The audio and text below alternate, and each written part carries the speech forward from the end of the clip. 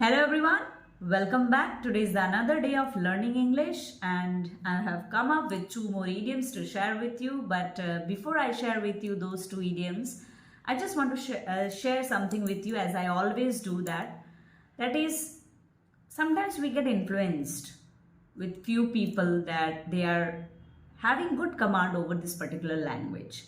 And just because of this, it gives a kind of pressure. We keep on mulling about that person speaks well, I need to speak well. You keep on ruminating all these things, right? So the next day what you do, you just start practicing.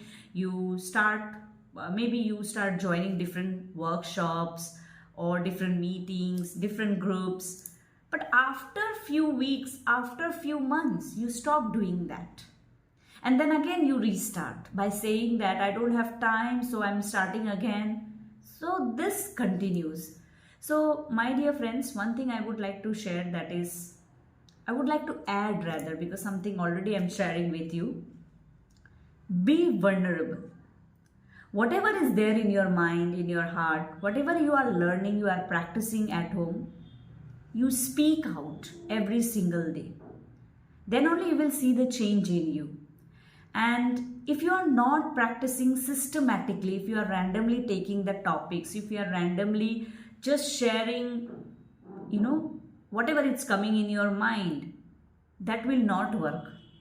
Yes, it is true that initially, whatever you have, you should write down, you should jot down, and then you should speak. But if you want to become a powerful speaker, English speaker, you should know some strategies, some methods. But if you are just a beginner, I would suggest that whatever is there in your mind, you should jot down, pen down on a piece of paper. You should read, write every single day, practice. But it's not that randomly. For example, for instance, you are reading something, you are writing something else. You are learning two words, maybe you have encountered two words today and that you are incorporating after searching from Google the meaning, and then you are practicing in your conversation, and then the next day you are again adding 2, 3, 4, 5 more words and then practicing. And after few weeks you will see that the two words which you have already practiced, you have, like, it's blank. Now your mind is blank with those two words. So it happens. Sometimes you will remember, sometimes not. So there is a systematic way of practicing English, and that is all about that. If you are choosing any topic, research about that topic. Think about that topic. Find out different words related to that topic. As a beginner, you can do anything just to grasp, just to learn, just to practice so that you can gain the confidence and speak. Later on, it's your responsibility that you should go systematically. If you will read randomly, if you will write randomly, then you will see that things are not working. So go systematically. If you are reading something, after reading, write down about that thing. So it will always be there in your mind that today I have understood something, I have encountered 2, 3 words related to that topic, and then I have written down about that topic, and you will remember that topic forever. So go systematically, don't just clutter everything. So I'm repeating the same thing, that is, as a beginner, you can also start systematically, but yes, sometimes beginners, they have doubts. They always think that what to do, what not to do. They have low confidence. So they should always get the knack of practicing or start speaking or writing randomly. That is okay. But once you are you have the basic knowledge in your English fluency or your English subject, or you can say this particular language, English, then you should go systematically so that you can become a powerful speaker, or you can get the fluency in coming weeks or in coming months. And then practice is the key. Continuous practice can only make a difference in your communication. Sometimes people ask that, can you tell me about this? So if you don't have any idea about that, you won't be able to answer. So reading can really help. Reading, and then after reading that particular page, if you encounter something, that means good phrases, good words, and if you practice for at least 2 days, and then again you are writing on that specific topic, pouring down your heart out. You are just jotting down few points and then writing about that same thing, you will never forget. But if you just randomly keep on reading and writing and adding words, that will not work, because I have experienced the same thing. Maybe today I have learned one word and that word is little bit tough, because I'm not talking about as a beginner, those who really want to scale up in their life. Beginners can really read, practice, get the knack of it. Sometimes they will forget, sometimes they will remember. So this thing will happen with the beginner because they don't have confidence. So just to gain confidence, they should play around with words, vocabulary, speaking. They should not stop, but to scale up systematically so that you can become a professional speaker, so that you can just boost your confidence, so that you will or you can present something anywhere, wherever you are going, or maybe you want to get better opportunities. For that you need to go systematically now. So for that you should go systematically. Along with that, reading something, encountering two, 3 words, practicing that for at least for 2 to 3 days regularly, you will be able to see the visible results and you will never forget. So this is a piece of advice. Do that, because I have experienced the same thing. You might not experience, or there are many speakers, their strategies are different, they think differently, they have learned differently. Because I always believe that keep learning, implement, teach, and this is how you will become a perfect speaker, English speaker, right?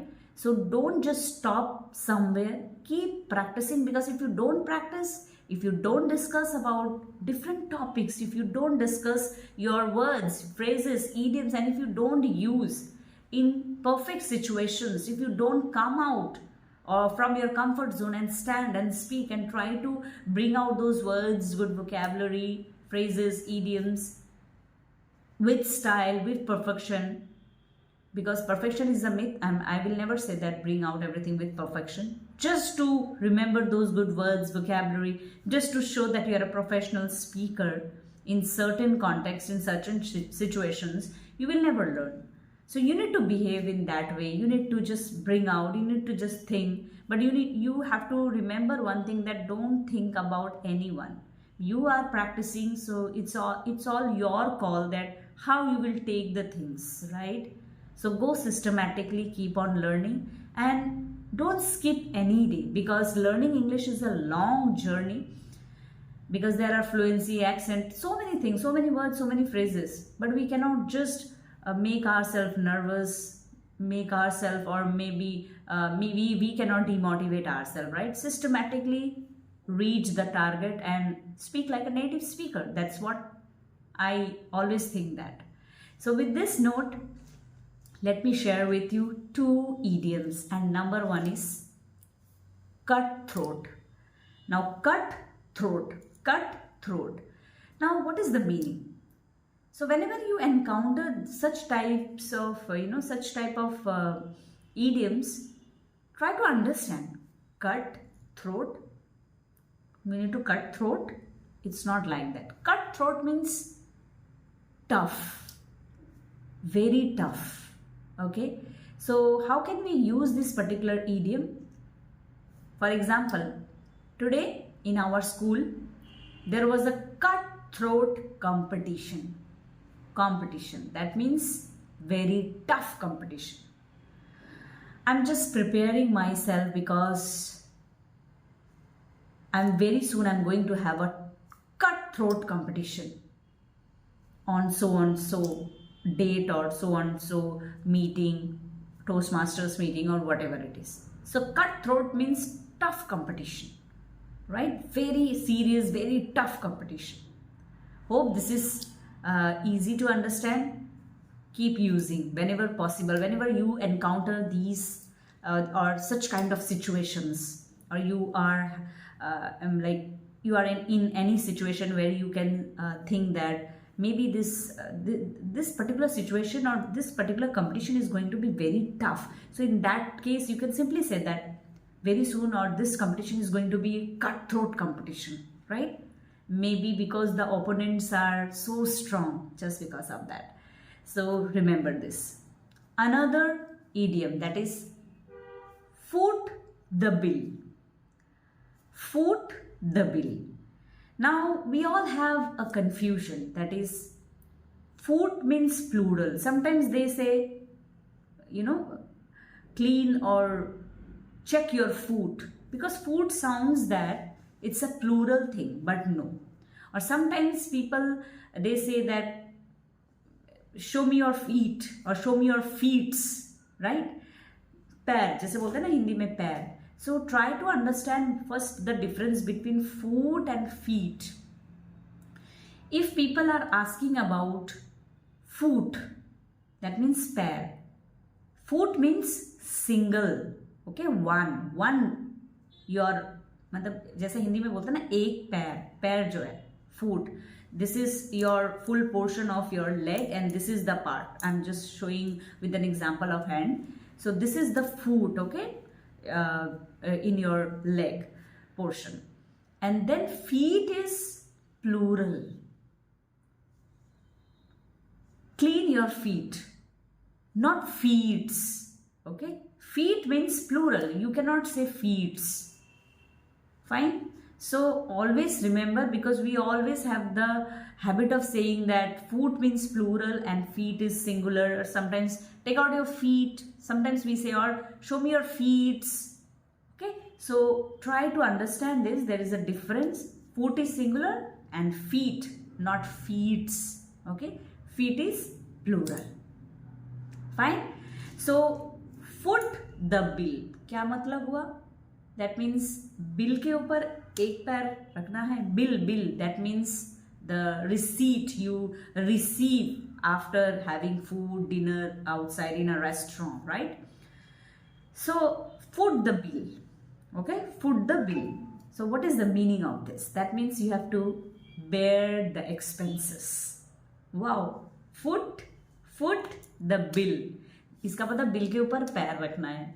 They are not talking about hand.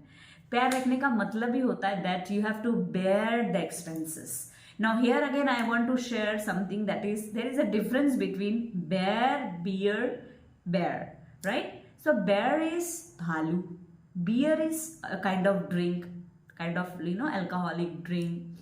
And bear, there is the same kind of pronunciation, bhalu and sahan karna, right? Bear. You need to bear the expenses, and that means that you need to pay. Okay, that is, it is your call. Now it's like, it's on me. Sometimes we say it's on me that I'm going to pay. So foot the bill means you bear the expenses. So today we had a very good lunch and now it's your time. That means now it's your turn today to foot the bill. Or maybe you can say that I'm not going to foot the bill today. Just because of, no, you can simply say that I'm not going to foot the bill of these tasteless food. Hope this clear, right? So whenever you are going to any restaurant, that time if your friend is not going to pay, or if you are every time paying the bill or every time saying that it's on me, I'm going to pay. So now give a chance to your friend and say that now it's your turn, foot the bill. Bear the expenses, right? Hope this is clear to you. So now keep learning. I hope these two idioms you will never forget. These two idioms are easy to understand, and in those situations wherever you need, kindly use these two idioms and you will see that eventually you will become a perfect speaker. Not perfect, better speaker, because perfection is a myth. No one is perfect. We need to keep learning and growing in life, right? So with this, I'm winding up. Take care. We will meet tomorrow again. And very soon, I'm going to bring up other videos, because very soon I'm going to complete this particular challenge of bringing out idioms and phrases. And I am damn sure that after 30 days, today is the 26th day, I guess. After 4 days, 4 days are left. So after 4 days, I'm going to bring out something interesting. I'm going to read newspapers and I'm going to tell you the meanings of different words, because sometimes we are not able to understand what is there in the newspaper, right? So it is like some kind of like it becomes a challenging thing to read, right? That's why we don't like to read English newspapers. But English newspapers are really advanced, right? If you really want to take your English to the advanced level, try to read newspaper as well as, but not initially. If you are learning, not initially. शुरुआत में जब आप सीख रहे हैं तो थोड़ा सा टाइम दीजिए, then only you start reading newspapers, because newspapers have good vocabulary, standard vocabulary, and we are not, sometimes we don't understand